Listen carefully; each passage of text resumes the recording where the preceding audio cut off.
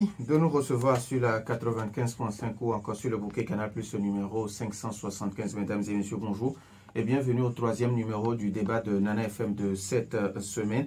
Nous sommes le 13 septembre 2023. Le centre togolais des expositions et foires de Lomé abrite du 18 au 20 septembre prochain le salon de la valorisation des résultats de recherche et de l'innovation en Afrique de l'Ouest.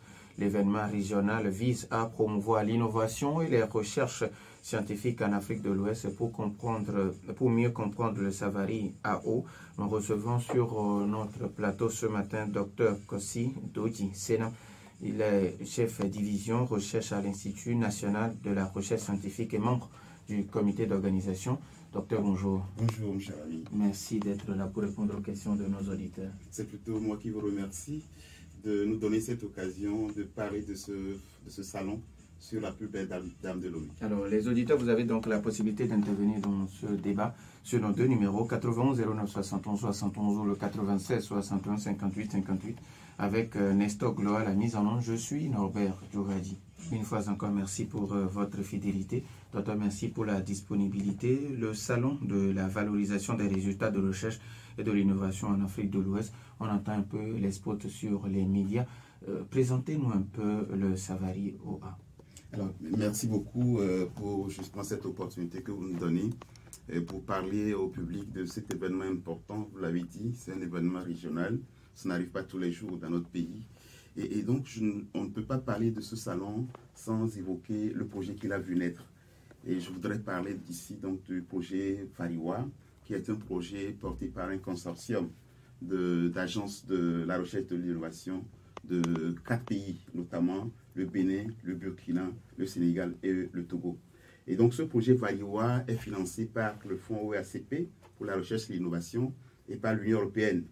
Et il est coordonné par l'Agence universitaire de la francophonie. Il y a aussi la participation de Sorbonne Université. Alors, donc, l'objectif de ce projet Fariwa, c'est de contribuer à créer un environnement incitatif au transfert de technologies et à la valorisation des résultats de la recherche dans les 4 pays que j'ai cités tout à l'heure.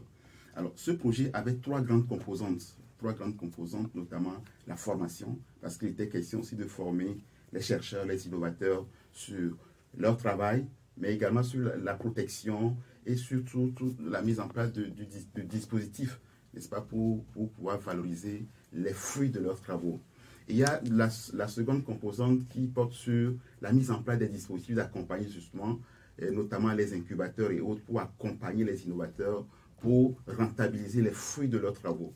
Et la troisième composante porte sur justement la mise en place de réseaux pour faciliter donc le partenariat public-privé en matière de recherche et d'innovation. Donc c'est ce troisième volet ou cette troisième composante qui avait donc en son sein l'organisation, si vous voulez, d'un grand événement régional qui devra mettre ensemble ou regrouper les acteurs de la recherche et de l'innovation, mais également les acteurs du secteur économique, parce que le partenariat public-privé, justement, c'est entre les acteurs de la recherche et de l'innovation et les acteurs du secteur économique qui peuvent exploiter les fruits des travaux des chercheurs et des innovateurs. Donc c'est cette troisième composante qui a vu naître le salon Savary et que nous allons accueillir à partir de la semaine prochaine. Donc c'est un événement régional et qui est hautement soutenu par les plus grands dirigeants donc, de notre sous-région. Et on en parlera tout à l'heure. On espère même que l'ouverture soit faite solennellement par le chef de l'État lui-même. Et on attend aussi des ministres d'autres pays de la sous-région pour montrer justement l'ampleur ou bien l'envergure, la portée de cet événement régional et qui va, on l'espère bien évidemment, booster la recherche et l'innovation et surtout la valorisation des résultats de la recherche et de l'innovation en Afrique de l'Ouest. Alors, docteur, on va faire un jeu de mots. Quand vous parlez de valorisation et résultats, quel a été le constat? Alors, le constat, c'est que les chercheurs, les innovateurs dans notre sous-région, ils produisent beaucoup de choses. On a beaucoup de talents. Mais le problème, c'est que la plupart du temps, ils s'arrêtent à la phase de résultats primaires. Or, la recherche a pour vocation de contribuer au développement. Au cas contraire, il paraîtrait, ou bien la recherche paraîtrait juste comme une activité futile, une activité budgétivore qui n'apporte pas de la plus-value au quotidien des populations. Or, on ne peut pas financer des activités de recherche sans attendre à ce que cela impacte positivement la vie de nos concitoyens. Et donc, ce qu'on veut aujourd'hui à travers ce salon, c'est véritablement mettre en place les bases pour que la recherche puisse contribuer à travers le transfert des technologies des structures de recherche vers les structures économiques pour créer justement les conditions pour que la recherche impacte positivement la vie de nos concitoyens. Alors, ça m'amène à vous demander qu'est-ce qui sera fait au cours de ces 3 jours? Alors, dans le cadre de ce salon, il y aura beaucoup d'activités. Il y a plusieurs activités. Nous attendons des panels. Nous attendons des panels. Et l'un des panels les plus importants que nous attendons, c'est ce que nous appelons le panel présidentiel. Et ce panel, on l'espère, sera animé par le chef de l'État en personne. Et ce panel sera placé sous le thème investir dans l'innovation et la recherche pour le développement durable et inclusif en Afrique de l'Ouest, opportunités et défis. À ce panel également, on attend la participation du chef de l'État, du vice-président Afrique de l'Ouest et du centre de la Banque mondiale. On attend également la participation du recteur de l'Agence universitaire de la francophonie. Donc c'est vraiment un panel de haut niveau qui va donner, n'est-ce pas, l'opportunité à des personnalités de haut rang de donner leur vision, de donner un peu les perspectives également par rapport à la recherche scientifique et à la valorisation des résultats de la recherche et de l'innovation en Afrique de l'Ouest. Il y a également ce que nous appelons le panel ministériel. C'est un panel ministériel qui sera animé par des ministres. Je le disais tout à l'heure, nous attendons des ministres, en principe, de 7 pays de la sous-région, notamment le Cap-Vert, le Sénégal, le Bénin, le Burkina, la Gambie, la Guinée et bien évidemment le Togo, qui vont donc animer ce panel qui est placé sous le thème politique et stratégie de recherche et innovation en Afrique de l'Ouest, construire un avenir propre, un avenir prospère autant pour moi, grâce à la recherche et à l'innovation, expérience et perspective. Donc c'est une occasion qui sera offerte à tous ces hauts responsables de ces pays de l'Afrique de l'Ouest de parler des défis qui se posent à leurs différents pays en matière de recherche et d'innovation, mais également de mutualiser leurs expériences, parce que c'est aussi un rendez-vous, n'est-ce pas, du donner et du recevoir, pour que nos échecs, nos réussites puissent, n'est-ce pas, être mutualisés pour porter plus loin notre sous-région. Il y a également ce que nous appelons le masterclass. Un masterclass, c'est un peu un cours, si vous voulez, de perfectionnement et d'échange d'expériences, qui va surtout voir la participation de jeunes innovateurs qui vont être formés sur le thème propriété intellectuelle et protection des innovations et inventions, démarches administratives, coûts associés, opportunités, partage d'expériences. Ce sera l'occasion de montrer justement à ces jeunes innovateurs, parce que le talent, parfois, il est naturel, mais il n'y a pas que ça.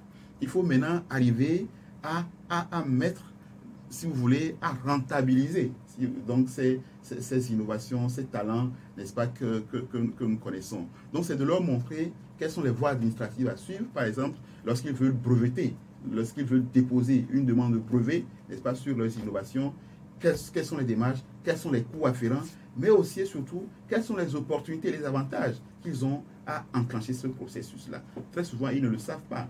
Et certains ne savent même pas qu'il y a des institutions qui peuvent les accompagner dans ce processus. Ce masterclass va donc leur offrir l'opportunité d'avoir les informations qu'il faut pour pouvoir enclencher ce processus de protection de leurs œuvres. Il y aura également des expositions, bien évidemment, puisque c'est au centre togolais des expositions et des foires. Oui. Nous attendons environ 75 exposants des 4 pays, notamment 15 du Burkina, 15 du Bénin, 15 du Sénégal et 30 du Togo, le Togo étant le pays organisateur. Et donc, tous ces exposants vont être organisés en ce que nous appelons 4 villages, le village Bénin, le village Burkina, le village Sénégal et le village Togo. Ils vont donc montrer au public les fruits de leur talent, les fruits de leur savoir-faire. Et ça, c'est pour ce qui concerne les expositions. Il y a également une activité très importante parce qu'en l'occasion, le Togo va faire ce qu'on appelle le lancement d'un service, le mécanisme de soutien aux politiques. Alors, il faut savoir que l'un des défis majeurs qui se posent à nos pays, c'est le financement de la recherche. Il y a des talents, je l'ai dit tout à l'heure, mais souvent ils ne sont pas accompagnés. Pourquoi? Parce qu'il n'y a pas suffisamment de ressources pour accompagner ces activités de recherche. Je vous donne juste quelques exemples. Hein. Quand vous prenez au plan mondial, environ 1,7%, les pays accordent 1,7% de leur PIB à la recherche et à l'innovation. Mais en Afrique de l'Ouest, on en est à peine à 0,4%. Alors que en 1980, les chefs d'État africains, à travers ce que nous appelons le plan d'action de Lagos, s'étaient engagés à consacrer au moins 1% de leur PIB à la recherche et à la recherche-développement. Vous voyez qu'on en est absolument très loin. Et même comparé aux autres pays du monde, on en est absolument très loin. Et donc, pour le Togo également, je vous donne l'exemple du Togo, on y est. On consacre à peine 0,22% de notre PIB à la recherche-développement. Donc, le financement constitue un défi majeur. Et donc, pour ce faire, le Togo a sollicité un autre appui de l'OEACP, qui est sur un financement de l'Union européenne, pour mettre en place ce que nous appelons le fonds de soutien à la recherche et à l'innovation.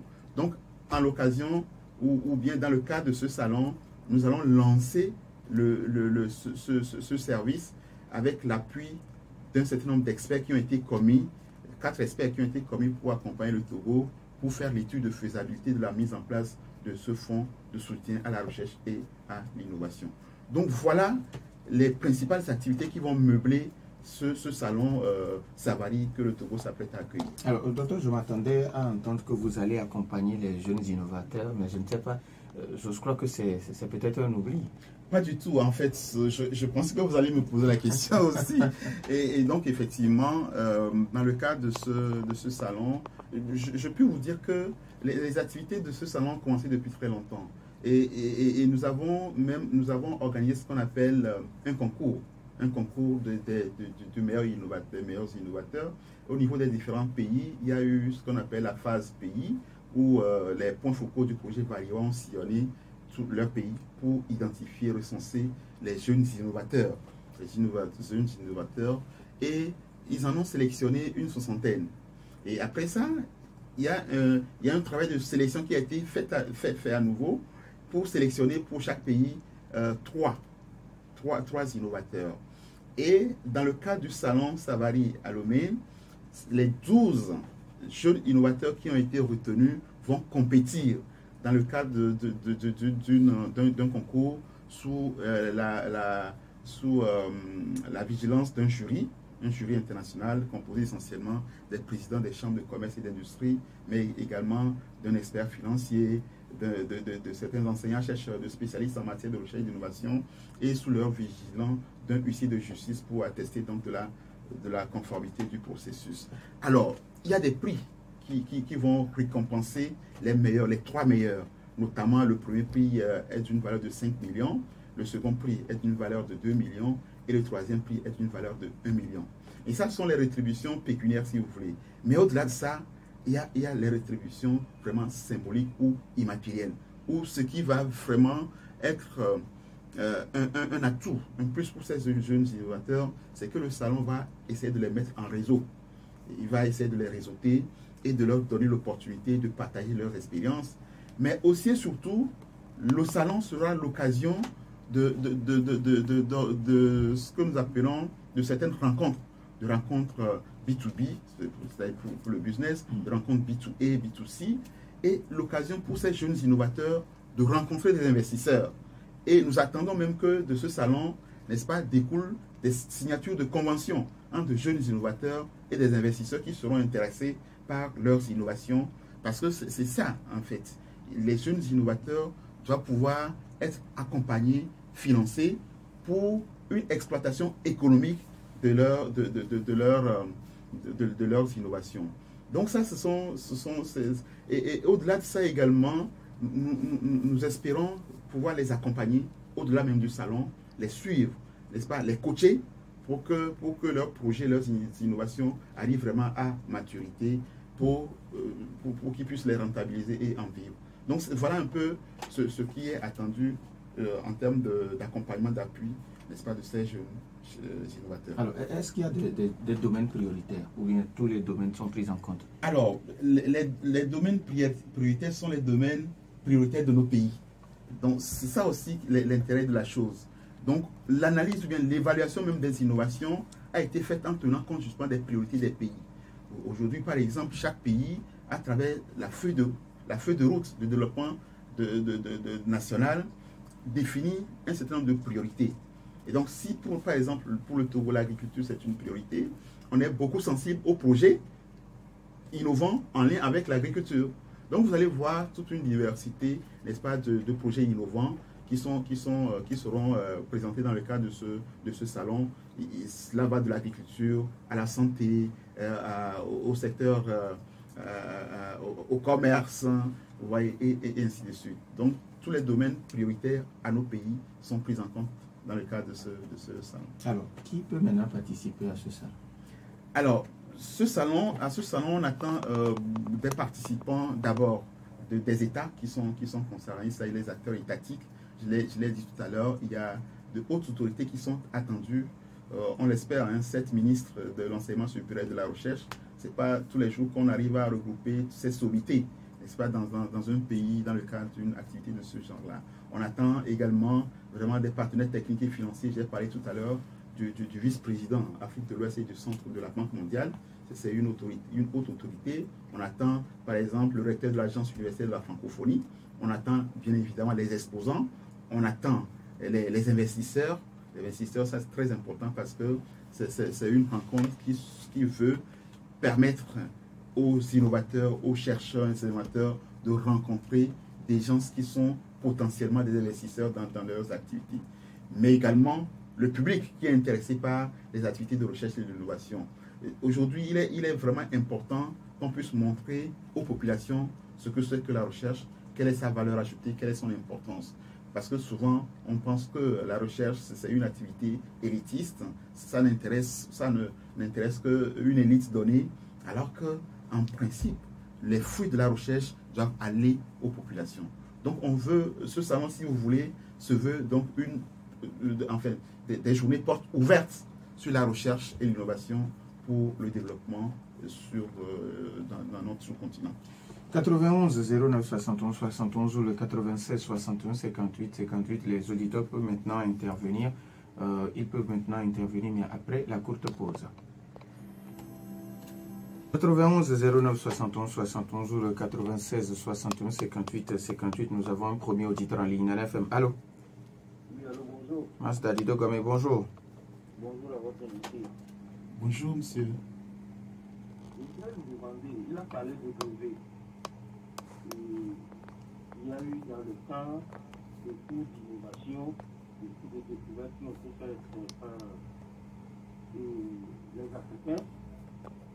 Mais souvent, le problème de brevet se pose. Et le cas est que ces jeunes Africains, ces innovateurs, sont obligés de partir dans les pays européens où ils sont souvent spoliés de leur découverte. Bon, ce brevet, est-ce que ce sera africain, reconnu seulement au niveau de l'Afrique, ou bien ce sera mondial? Et en cas de plagiat, qu'est-ce que votre organisation compte faire? Je voudrais donner un exemple très simple, très banal, qui se passe maintenant au Togo. La machine Fukumix qui est plagiée. Qu'est-ce que vous faites de cela? Merci, bonne journée. Merci, bonne journée à vous aussi. Nana FM, allô? Allô, bonjour. Madame ici, bonjour. Madame, sur les recherches et innovations au niveau. L'invité parle de ça. Je masterclass sur ça, de beau mot quoi. Et puis, il nous dit que l'État a 0,22%, Allô? oui. Est-ce que vous pouvez vous déplacer un peu, s'il vous plaît? Déplacer Oui. toujours. Bon. Et que l'invité nous parle du panel masterclass et innovation de haut niveau. Il nous parle de 0,22% du PIB et qu'on leur donne un fonds pour nous sortir vers une aide et tout ce qu'on veut. Qu'est-ce qu'ils nous ont sorti celui-là? J'ai vraiment du mal à vous recevoir. Oui, j'ai vraiment du mal à vous recevoir. C'est bon? Oui, ça peut aller. Oui, voilà. Je demande à nos chercheurs là, qu'est-ce que nous sommes? Si on a les 0,22% du PIB et par rapport à l'armée, combien on en trouve à l'armée? Qu'est-ce que nous avons sorti là? Une fois, on nous a injecté à l'île. C'est bon. Merci beaucoup à Madame Essie. J'ai vraiment du mal à la recevoir. 91 09 71 71 ou le 96 61 58 58. Avant que d'autres auditeurs n'appellent Docteur Massa Dadido Gomé, notre premier auditeur qui parle de brevets. Il pense que beaucoup d'innovations, beaucoup de recherches ont été faites, mais le problème de brevet se pose. Et il pense que ces brevets ont été spoliés parce que certains sont obligés d'aller vendre leur talent ailleurs. Et voilà. Est-ce que en cas de plagiat, qu'est-ce qui sera fait? Mais avant de répondre, nous avons Madame Essie qui est revenue. Allô?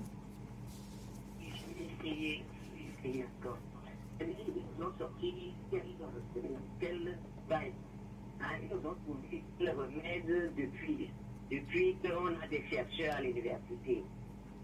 Et ça a eu Covid, on nous a injecté Covid, ça même pas un coup de soleil. Ils ont demandé un petit fonds pour sortir un remède. Ils ont mis du temps pour nous donner ça. Qu'est-ce qu'ils nous ont sorti comme médicament? La santé, le stage, l'agriculture, rien. Ils nous ont jamais rien sorti. Les chercheurs ne nous ont jamais rien sorti. Et là, vous voulez chasser les blancs. Vous voulez chasser les Africains. Vous êtes capable de quoi que ce soit. Merci beaucoup. Voilà, je vais inviter les Africains aujourd'hui. Merci beaucoup à Madame Essie. Je pense que maintenant, on a compris ce qu'elle veut dire. 91 09 71 71 ou le 96. Alors, docteur, par rapport au premier auditeur, quand un brevet est plagié, quelle sera la réaction à votre niveau? Alors, merci beaucoup à l'auditeur. Alors, sa question, elle est pertinente. Hein. C'est d'ailleurs l'un des objectifs justement de ce salon. Le masterclass dont nous parlons, c'est vraiment donner les informations aux innovateurs. Je le disais tout à l'heure dans mon intervention, beaucoup ne savent même pas qu'il existe des mécanismes pour pouvoir protéger leurs œuvres. Parce que ça commence par là. Il faut déjà protéger son œuvre. Parce que si vous ne la protégez pas, on peut la copier facilement sans que vous n'ayez la possibilité de porter plainte. Alors, le mécanisme, le dispositif qui existe pour accompagner les innovateurs, les chercheurs, les inventeurs dans la protection de leurs œuvres, c'est l'Institut national de la propriété intellectuelle et de la technologie, l'INPIT. C'est l'INPIT qui reçoit les demandes des brevets, qui les traite et les transmet à l'Organisation africaine de la propriété intellectuelle, l'OAPI. Et l'OAPI, ensuite, enfin l'OAPI, si vous voulez, c'est un peu la branche africaine de l'Organisation mondiale de la propriété intellectuelle. Cela veut dire quoi? Cela veut dire que lorsque vous protégez votre œuvre au niveau de l'OAPI, cela est pris en compte dans les bases de l'OMPI. Et donc, ça veut dire que votre œuvre est protégée aussi bien ici qu'en Afrique, que dans le monde entier, avec justement des références bien claires. Cela veut dire quoi? Que, alors, si votre œuvre est protégée, eh bien, il y a des mécanismes, il y a des règles, il y a des sanctions qui sont prévues au plan international pour qu'une œuvre qui est brevetée, qui est reconnue internationalement comme étant la propriété de tel ou tel, n'est-ce pas, puisse punir ou bien puisse sévir celui qui ou celle qui aura, n'est-ce pas, plagié ou copié cette œuvre-là. Donc c'est extrêmement important de dire, n'est-ce pas, aux inventeurs, aux innovateurs, qu'il est important de protéger leurs œuvres. Bien évidemment, breveter, ce n'est pas une fin en soi. Maintenant, il faut trouver, n'est-ce pas, des investisseurs avec lesquels peut-être passer des conventions pour l'exploitation économique de ces œuvres-là. Donc, c'est important de donner ces informations aux jeunes inventeurs et innovateurs pour qu'ils puissent, parce que ce n'est pas facile, hein, c'est pas facile, pour qu'ils puissent protéger leurs œuvres et aussi et surtout les aider, les accompagner à trouver les investisseurs pour leur exploitation économique. C'est l'un des objectifs de ce salon, de faire en sorte que les jeunes puissent rencontrer les investisseurs qui s'intéresseraient éventuellement à leurs travaux. Alors, quand Madame ici vous demande qu'est-ce que vous avez déjà fait au profit de la population? Alors, sa question, je la comprends, je la comprends, je le disais tout à l'heure, et elle n'est pas la première à penser cela. On se rappelle même déjà en 1965, De Gaulle, le général De Gaulle, parlant du CNRS, le Centre national de recherche scientifique en France, avait dit, mais les chercheurs qui cherchent, on trouve, les chercheurs qui trouvent, on en cherche. Et c'était juste pour exprimer le fait que, ou bien un constat, celui selon lequel on ne voit pas suffisamment la valeur ajoutée, la plus-value de la recherche pour le quotidien des populations. C'est légitime, mais il faut aussi reconnaître à la décharge des inventeurs, des chercheurs, que la recherche est une activité très coûteuse. Tout à l'heure, je vous parlais de 0,22%, c'est nettement loin de ce que les pays qui ont réussi à faire de la recherche et développement un instrument de développement investissent dans leurs travaux. Ce serait un peu, excusez-moi, un peu méchant de dire que les chercheurs, les inventeurs togolais n'apportent rien. D'ailleurs, vous avez parlé de Fumi tout à l'heure. C'est aujourd'hui une fierté pour notre pays. Au temps du Covid, on a bien vu les jeunes qui ont rivalisé d'ingéniosité en produisant, par exemple, des masques, en produisant des gels hydroalcooliques et bien d'autres choses encore. Donc, l'occasion de ce salon, c'est aussi de montrer au public ce que savent faire les Togolais ou bien les Africains. Lorsque on ne montre pas suffisamment ce qui se fait, il est légitime qu'on puisse penser que la recherche ne sert à rien. J'invite tout simplement Madame Essi à faire un tour sur le site du salon du 18 au 19 au 20 septembre pour voir de quoi les jeunes inventeurs, les jeunes chercheurs, les jeunes innovateurs togolais et de l'Afrique de l'Ouest sont capables. Alors, les auditeurs ont toujours la possibilité sur nos deux numéros, 91 09 71 71 ou le 96 61 58 58. Alors, Dr. C rencontre souvent, accouche des recommandations et je crois que ce sera le cas avec Savary AO également. Bien évidemment, bien évidemment. Je vous ai dit, il y aura des panels. Ces panels vont être des occasions d'échanger un peu sur les défis communs, mais également de mutualiser les expériences. Et à partir de là, également, il est question d'identifier les meilleures stratégies au plan sous-régional pour pouvoir booster les activités de recherche et d'innovation pour en faire de véritables leviers du développement de notre espace communautaire. Et donc, soyez rassurés, il y aura des recommandations, mais de façon encore plus concrète, on attend même des signatures de conventions de partenariat parce que ce salon est placé vraiment sous le sceau du renforcement du partenariat public-privé en faveur de la recherche-développement. Aujourd'hui, il faut se mettre à l'évidence, hein, nos États ne peuvent pas financer à eux seuls la recherche. D'ailleurs, les pays qui ont fait de la recherche un outil de développement, dans ces pays, ce n'est pas forcément l'État qui a financé. Ce sont des partenariats publics-privés qui ont porté la question de la recherche et de l'innovation et qui en ont fait véritablement des instruments de développement. Nous avons un autre auditeur en ligne à l'FM. Allô? Oui, allô? Oui, bonjour. Bonjour. Votre nom, s'il vous plaît? Monsieur Apé Magnon. Monsieur Apé Magnon, vous nous appelez de? Oui, je suis à Davier. Monsieur Apé Magnon de Davier. Allez-y, on vous écoute. Bonjour, docteur. Bonjour, monsieur Apé Magnon. Oui, comment vous allez? Je vais bien, doyen. Et vous? Oh, oui, ça va. Je vous ai bien suivi. Merci beaucoup. Mais je voudrais attirer votre attention sur les herbes qui poussent sur la lagune descendant la colline du siège tout point vers la ville. Là. Et mon souhait, puisque les recherches, les résultats doivent servir aux hommes, je voudrais attirer votre attention sur cette verdure qui couvre vraiment la lagune.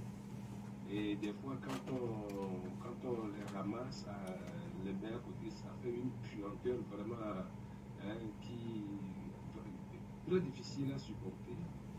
Et je me demande depuis là, est-ce que les chercheurs ont fait quelque chose pour que ces herbes-là soient utilisées, soient recueillies et utilisées pour servir dans nos champs et autres quoi. Et sinon, est-ce que vous pourriez organiser quelque chose, un travail là-dessus pour voir si ces choses-là ne peuvent pas servir. Merci Norbert. Merci, Docteur. Merci à vous aussi, monsieur Pémagnon de Davier. 80 09 71 71 ou le 96 61 58 58. Alors, monsieur Pémagnon qui... je remercie déjà monsieur Pémagnon pour son intervention. Et il s'intéresse beaucoup aux questions de recherche, je le connais bien.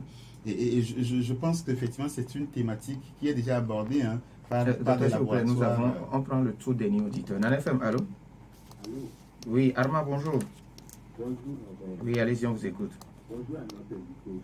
Bonjour, monsieur. C'est-à-dire que nous avons, comme vous l'avez dit dans votre développement, la recherche et le développement, c'est quelque chose qui est très important, à la fois pour les entreprises et pour la société. Donc, comment amener un temps soit que les autorités à augmenter, ne serait-ce que de 0,1%, ce qui doit être pour la recherche et le développement. Aussi, j'aimerais savoir, vous avez dit que pour le salon, qui sont les Togolais, les chercheurs togolais qui sont attendus à cette affaire? Merci à vous aussi, Armand. Alors, docteur, on va y aller rapidement avec monsieur Apimano.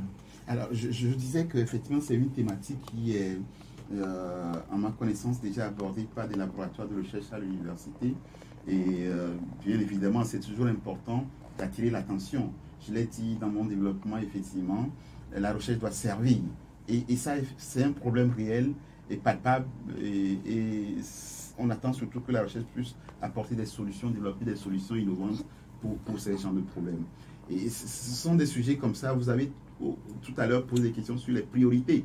Voilà des priorités, effectivement, qui sont abordées par les chercheurs, les inventeurs, les innovateurs qui vont intervenir dans le cadre de ce salon et même au-delà.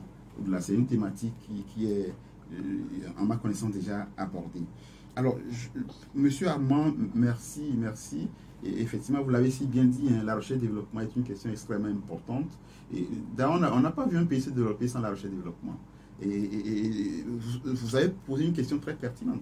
Comment amener, n'est-ce pas, les États, les gouvernements à augmenter le financement accordé à la recherche? C'est déjà ce genre d'occasion.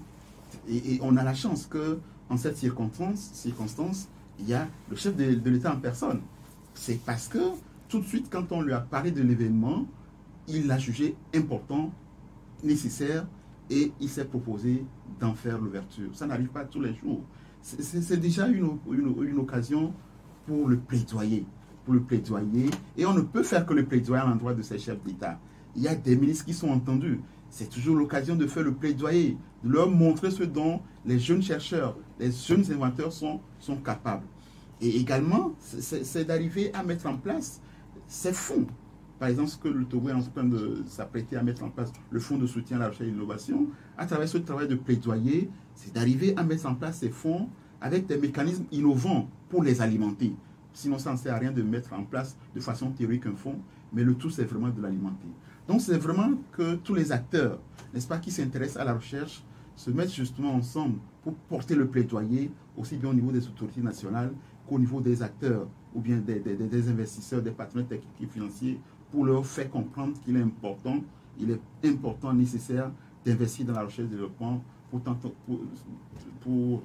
si tant est qu'on veut effectivement arriver au développement de nos pays. Alors, avant la deuxième partie de la question d'Armand qui demande quels sont les experts togolais qui sont attendus, nous prenons le dernier auditeur. NanFM, allô? Oui, allô, bonjour. Oui, bonjour. Oui, c'est Folie, j'appelle Dagoy. Monsieur Folie Dagoy, oui, allez-y. Bon, c'est à propos des ailes qui sont parlé de Victor tout là, oui, sur le premier lac. C'est pour vous informer que c'est une bonne matière première pour la production de biogaz. On ne doit pas décimer ces aides-là sur le lac. En principe, on doit plutôt encourager son développement, parce que ça sert beaucoup à produire le biogaz. Le centre Sorail a porté nos goûts faire l'expérimentation déjà. Donc c'est toujours cette information que moi j'ai décidé. Merci beaucoup.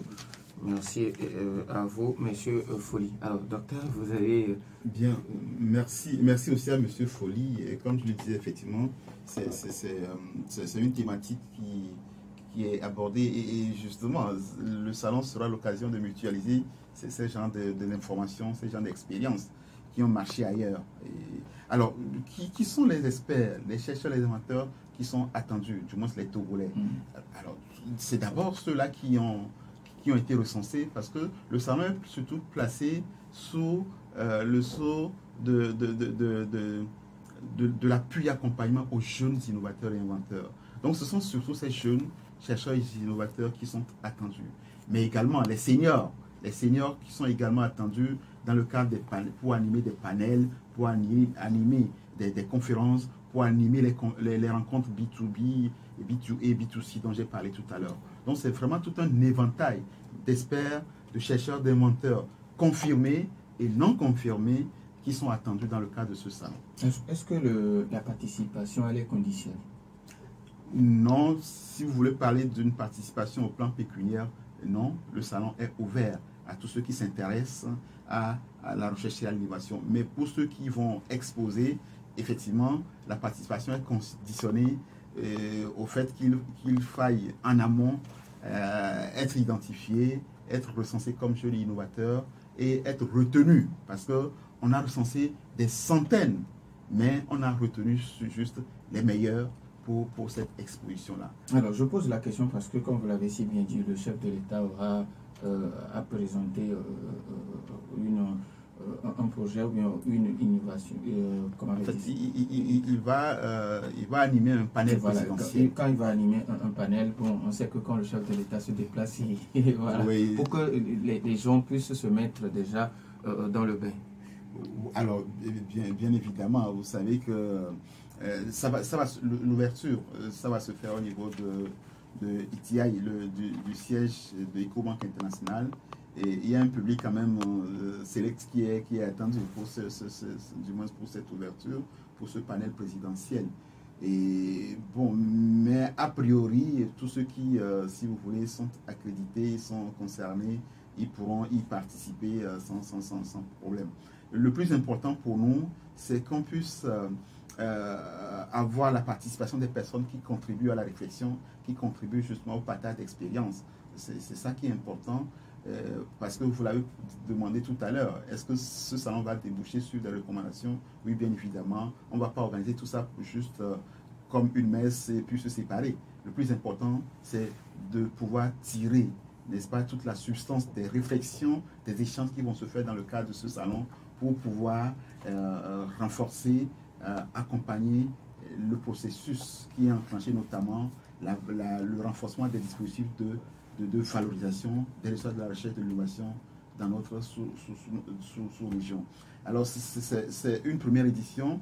On espère qu'il y en aura d'autres parce que l'idée, c'est vraiment d'en faire un événement, peut-être annuel, où les modalités vont être définies, peut-être chaque 2 ans, pour pouvoir à chaque fois regrouper, n'est-ce pas, les acteurs de la recherche et de l'innovation et du monde économique. Ce sera l'occasion aussi de faire le suivi, pour voir tous ces jeunes, qu'est-ce qu'ils deviennent, et toujours continuer la réflexion, parce que la réflexion c'est vraiment une dynamique et non une statique. Alors, docteur, parlant des recommandations, quelle garantie vous avez qu'elles ne vont pas dormir dans les tiroirs jusqu'à la prochaine édition? On compte sur la bonne foi des chefs d'État, des ministres, des hautes personnalités qui vont s'engager dans le cadre de ce salon. Vous avez raison, hein, on en a vu et qui ont fini dans les tiroirs, mais on espère, avec les engagements très forts que ces hautes personnalités vont prendre, cela va être traduit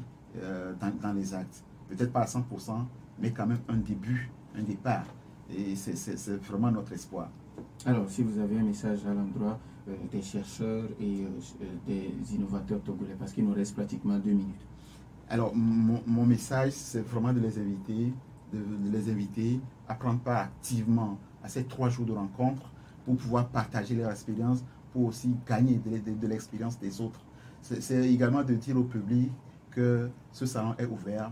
Ils n'ont qu'à venir comme Madame ici tout à l'heure, pour découvrir ce dont les jeunes innovateurs, les jeunes chercheurs africains sont capables. Alors, nous disons merci au docteur Kossi Dodi Senami. Il est chef division recherche à l'Institut national de la recherche scientifique et membre du comité d'organisation du Salon de la valorisation des résultats de recherche et de l'innovation en Afrique de l'Ouest. Merci également à vous, chers auditeurs, pour votre fidélité d'écoute à Nana FM. Merci à Nestor pour la mise en onde. Je suis Norbert Djouadi. Bonne suite de nos programmes.